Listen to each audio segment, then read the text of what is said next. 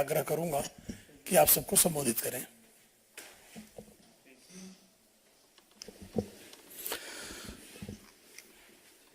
मित्रों, आप सभी विगत कई दिनों से भ्रष्टाचार में आकंठ डूबे हुए तमाम उन दलों का हाहाकार सुन रहे होंगे जिनमें से शायद कोई भी दल यह ना बता पाए कि 2014 से पहले भी उनके खिलाफ कोई भ्रष्टाचार का केस नहीं था। ये सब हैं जो पिछले 20, 25, 30 वर्षों से कभी ना कभी किसी न किसी रूप में भ्रष्टाचार में आबद्ध रह चुके हैं, एक पार्टी को छोड़ के, क्योंकि वो तो 2013 से पहले थी नहीं। तो नई नवेली पार्टी से लेके पुरानी धुरानी पार्टी तक ये सारे के सारे मौसेरे भाई आपस में मिलकर अपने अपने परिवार को बचाने और भ्रष्टाचार को छुपाने के लिए जनता के बीच में निरंतर भ्रम फैलाने का प्रयास कर रहे हैं। विगत कई महीनों से कभी किसी मुद्दे का सहारा लेकर, कभी किसी मुद्दे का सहारा लेकर वो ऐसा शोर शराबा बनाना चाहते हैं जिसमें सच को या तो दबाया जा सके या झुठलाया जा सके। परंतु जो जो भिन्न भिन्न स्तरों पर जांच की प्रक्रियाएं आगे बढ़ रही हैं और भिन्न भिन्न जगहों पर मीडिया के माध्यम से पब्लिक डोमेन में जानकारियां आ रही हैं, तो उसके साथ उन लोगों के ये सारे दावे खोखले साबित होते जा रहे हैं और भ्रष्टाचार का कठोर यथार्थ जनता के सामने आ रहा है। इसी शोर शराबे में कई बार दिल्ली को शराब में डुबो देने वाले लोग बच के निकलने का प्रयास कर रहे हैं, मगर हम विषय को डाइवर्ट नहीं होने देना चाहते, इसलिए हम उस विषय के ऊपर पुनः जनता का ध्यान आकृष्ट करना चाहते हैं, यानी उसका फोकस बना के रखना चाहते हैं।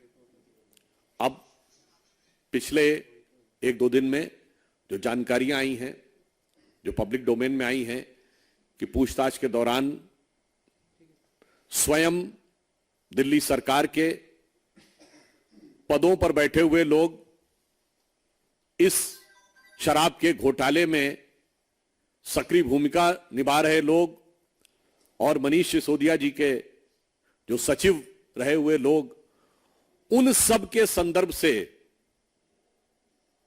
जो तथ्य सामने आए हैं वो उन चीजों को अब पुख्ता कर रहे हैं जिसे वो लोग सिर्फ आरोप सिद्ध करने का प्रयास कर रहे थे। उदाहरण के लिए कि जो टेक्निकल कमेटी थी उसने यह संस्तुति की थी कि होलसेल यानी थोक विक्रय का अधिकार सिर्फ सरकार के पास रहेगा, यह प्राइवेट को नहीं दिया जाएगा। दूसरा, जो प्राइवेट को यानी रिटेलर जो दिया जाएगा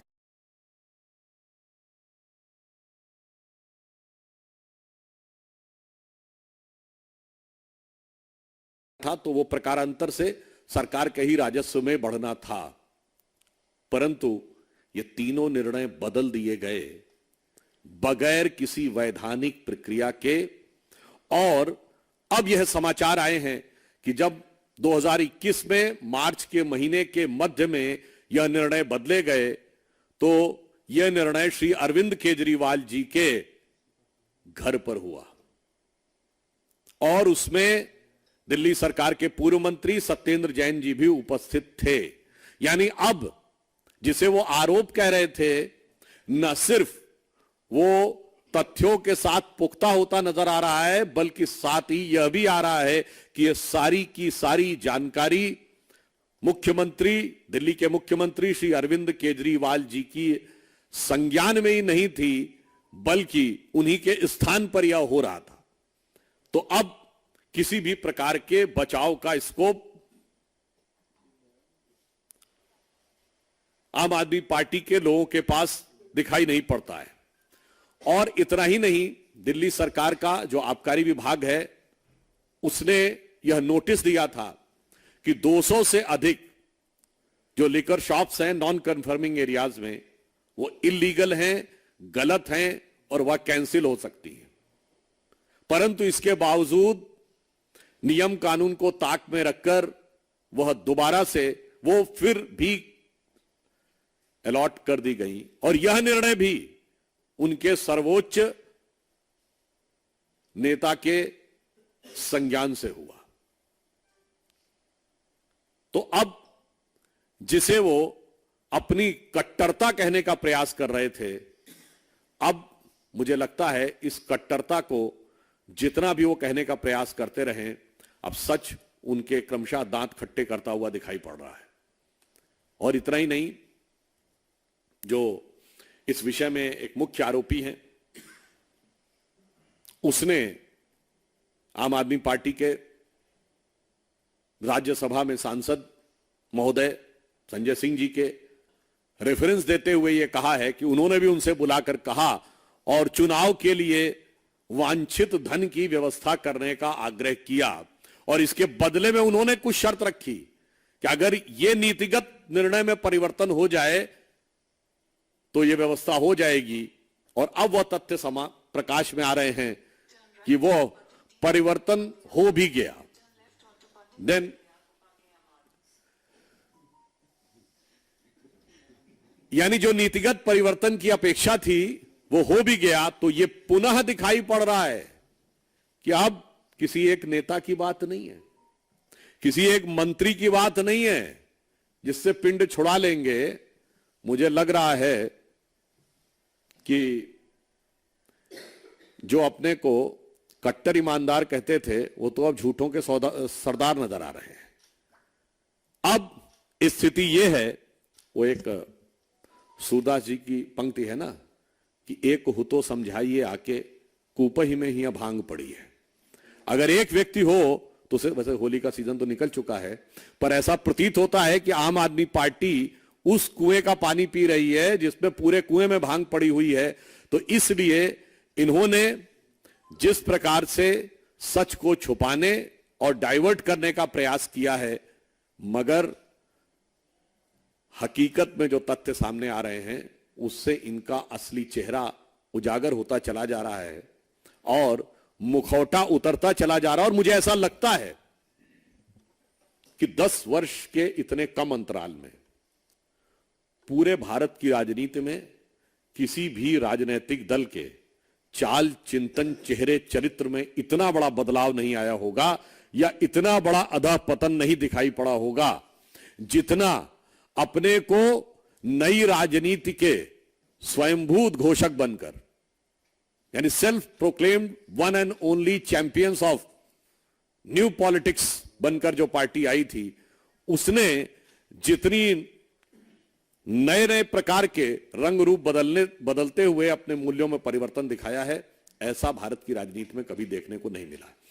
तो अंत में हम सिर्फ ये कहना चाहते हैं कि विपक्ष और विपक्षी दल कभी किसी दूसरे मुद्दे का बहाना लेकर कितना भी डाइवर्ट करना चाहें, जनता उनसे सीधे सीधे उनके द्वारा किए गए भ्रष्टाचार का जवाब मांग रही है और दिल्ली की युवा पीढ़ी के साथ, उसके भविष्य के साथ किए गए खिलवाड़ का जवाब मांग रही है। धन्यवाद।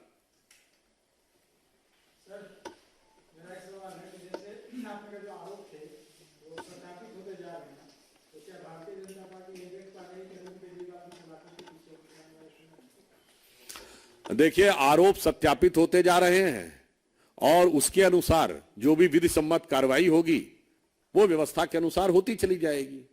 अब ये तो जिसने जो किया है उसे पता होगा कि वो कितना बेदाग होके निकलेगा या कितना दागदार होके फंसेगा।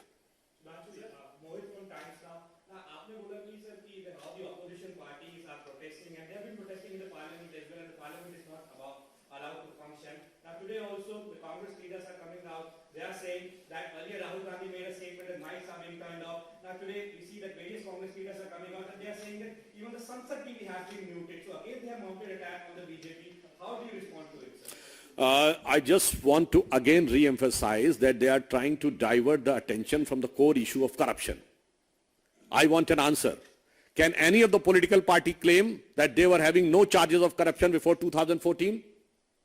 Whether it is the case with the Samajwadi Party? No. BSP? No. DMK? No. All were facing charges since 2 decades. RJD?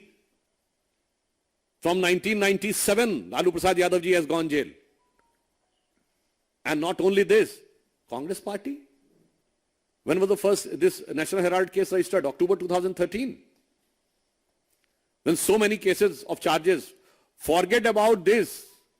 UPA 1, UPA 2 regime, CWG, 2G and others. Sri P.V. Narasimha Rao became the first Prime Minister who has to stand in the court for trial on the charges of corruption. Sri Rajiv Gandhi ji, late Sri Rajiv Gandhi ji was the first Prime Minister who was directly indicted, his name directly indicted in the matter of corruption. And they are talking about putting a blame on Bharatiya Janata Party and others. I think these are the parties which are having a characteristic tendency for corruption. They have institutionalized corruption and now they are facing the true investigation, and that's why they are trying to divert investigation or intimidate the agencies.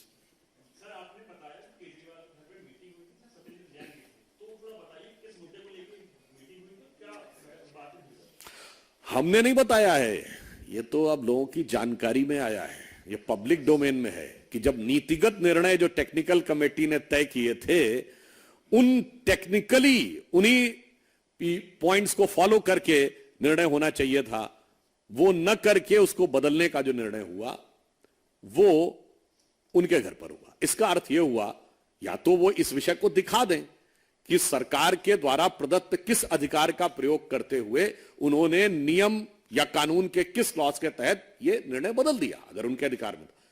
यदि नियमानुसार प्रक्रिया पूरी नहीं की और फिर बदल दिया, फिर तो उनका सारा का सारा दावा धराशायी हो जाएगा। मुख्यमंत्री अरविंद केजरीवाल का कहना है कि प्रधानमंत्री मोदी पर निशाना साधते उन्होंने कहा कि लगातार गलत केसेस में मनीष सिसोदिया को फंसाया जा रहा है और लंबे वक्त तक जेल में रखने का जो है वो प्लान है, तो ये देश के लिए काफी दुर्भाग्यपूर्ण है। देखिए, पहले तो ये वो पार्टी है जो कहती थी कि आरोप लगते इस्तीफा देना चाहिए, जांच बाद में होनी चाहिए। तो आज वो माफी मांग लें, या तो कह दें कि हमारा वो स्टैंड गलत था, या वो कह दें हमारा स्टैंड बचकाना था। दूसरा, इस पार्टी की क्या क्रेडिबिलिटी कही जाए, वो अपनी मानसिकता से बोल रहे हैं। उन्होंने किस किस पे आरोप नहीं लगाए और किस किस से आके कोर्ट में माफी नहीं मांगी। हमारे नेताओं में अरुण जेटली जी से माफी मांगी, स्वर्गीय अरुण जेटली जी से, नितिन गडकरी जी से माफी मांगी, जहां तक मुझे ध्यान है कांग्रेस के नेताओं में कपिल सिब्बल जी से माफी मांगी और शायद विक्रमजीत सिंह मजीठिया से भी माफी मांगी थी। तो भाई उस पार्टी का क्या कैरेक्टर कहा जाए जो वो कहते हैं। अच्छा ये बताइए, आज तक उन्होंने क्या एक चीज बताइए जो कहा है वो कर दिया हो। मैं आप लोगों से एक प्रश्न छोड़ता हूं, फूड फॉर थॉट, कि जो कहा वो कर दिया क्या? अच्छा, टोपी लगाते थे जिसपे लिखा रहता था मुझे चाहिए जन लोकपाल। कहां है जन लोकपाल? दिल्ली में तो पूर्ण सरकार नहीं है, पंजाब में तो है ना। दिल्ली में कहते हैं कि एंटी करप्शन ब्यूरो हमारे पास नहीं है, ठीक है। पंजाब में कितने भ्रष्टाचार उजागर कर दिए, 1 साल हो गया ना सरकार का।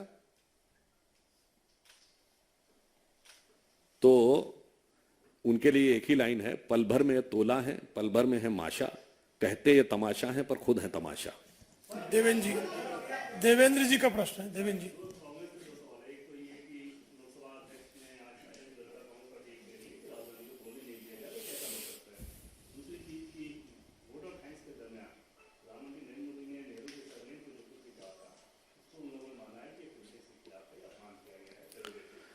देखिए, किसी भी विषय के ऊपर किसी सांसद को कब बोलना है, क्या बोलना है, यह लोकसभा अध्यक्ष सदन की व्यवस्था को देखते हुए वह समय और व्यवस्था तय कर सकते हैं कि कैसे बोलना है। जहां तक जो आपने बात कही कि जो कांग्रेस ने बात कही है विशेषाधिकार समिति को देने का, तो यह विषय संसद की विशेषाधिकार समिति के समक्ष लंबित है। उस सरनेम वाली जो आपने बात कही ना, उसी के संदर्भ में। तो यह विषय, सरनेम का विषय संसद की विशेषाधिकार समिति के समक्ष लंबित है और एक ऐसे परिवार के विषय में है जो देश के ऊपर अपना सर्वाधिकार मानता था। तो मुझे लगता है उस पर टिप्पणी करना मेरे लिए अनाधिकार होगा।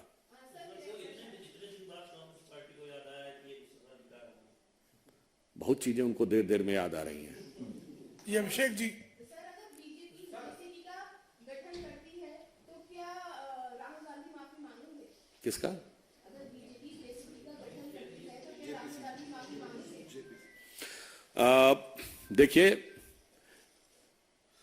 दो विषय अलग अलग है। एक तो जब विषय की जांच सर्वोच्च न्यायालय कर रहा है, परंतु उसके बाद भी दूसरी जांच के लिए कहना दर्शाता है कि आप विषय को भटकाना चाह रहे हैं। और मैं यह भी कहना चाहता हूं, अच्छा ये बताइए, कल 200 सांसद गए, कहां गए? ईडी के पास। एक तरफ कहते ईडी भरोसा नहीं है, सुप्रीम कोर्ट क्यों नहीं गए? Supreme court public interest litigation ले सकता है, जांच एजेंसी सीधे नहीं ले सकती। आपको पता है कि वहां पे तथ्य देंगे तो स्वीकार हो जाएगा, पर तथ्य तो है नहीं, तो इसलिए ऐसी जगह जाना है जहां डाइवर्ट करना है। अब रही बात जो माफी मांगने की, तो राहुल गांधी जी ने जो कार्य किया है वो जन जन के मन में उसने आक्रोश उत्पन्न किया है, जिसकी वजह से जनप्रतिनिधियों यानी सांसदों के मन में भी उतना ही तीखा आक्रोश है। हमारे राष्ट्रीय अध्यक्ष जेपी नड्डा जी ने भी आज उसकी अभिव्यक्ति की है। आज तक कोई ऐसा उदाहरण नहीं है जब भारत के किसी मुख्य विपक्षी दल के नेता ने जाकर विदेश में दूसरे देशों से प्रतिक्रिया मांगने की बात कही हो और उन्हें लोकतंत्र का रखवाला कहा हो। मैं राहुल गांधी जी को याद दिला देना चाहता हूं, 1977 में सत्ता से हटने के बाद शायद 1978 या 79 में इंदिरा जी भी गई थी लंदन। उन्होंने भी कभी यह नहीं बोला था, जबकि शायद जहां तक मुझे ध्यान है वो जेल से बाहर निकलने के बाद गई थी। मगर अफसोस कि उन्होंने भारत की इस लोकतांत्रिक परंपरा के साथ और पूरे भारत का जो अपमान किया, इसके लिए उनको बिना शर्त माफी मांगनी चाहिए। जी अभिषेक। ये बता दें कि अरविंद केजरीवाल ने दिल्ली में क्या किया, कितने वादे पूरे किए। तमाम जो अभी चुनावी राज्यों में जाके वो बात कर रहे हैं, वहां पर भी वो दिल्ली के स्कूल मॉडल की बात करते हैं, अच्छी स्वास्थ्य योजनाओं की बात करते हैं, फ्री बिजली की बात करते हैं और गुड गवर्नेंस की बात करते हैं। तो अभी भी तो सर वो उसी मुद्दों पर चल रहा है जिस पर आप लोग लगातार दिल्ली में उनको घेर रहे हैं। तो इसीलिए तो दिल्ली के अलावा वो कहां कहां सक्सेसफुल हो पा रहे हैं। अब एक बात और देखिए, जैसे आपने कहा कि वो उस मॉडल की बात करते हैं, शिक्षा का कैसा सुंदर मॉडल है। ऐसा शिक्षा मंत्री आपको देश में देखने को नहीं मिला होगा जिसने नीति बनाई हुई एक बोतल के साथ एक बोतल फ्री, यानी बस्ते में बोतल छुपाने वाला शिक्षा मंत्री आपको पूरी दुनिया में सिर्फ यहां मिला होगा। और फिर उसके बाद यह भी कहे, उनके मुंह से अनायास कितना सच निकल गया था। कितना मुश्किल है न्यूयॉर्क टाइम्स अखबार में छपवाना, मतलब छपवाना निकल ही गया था ना मुंह से। और कितना सच बोलते हैं, कहते हैं कि न्यूयॉर्क टाइम्स सबसे बड़ा अखबार है, बोले थे ना। आपको पता अमेरिका का सबसे बड़ा अखबार कौन है? यूएसए टुडे, न्यूयॉर्क टाइम्स नहीं है।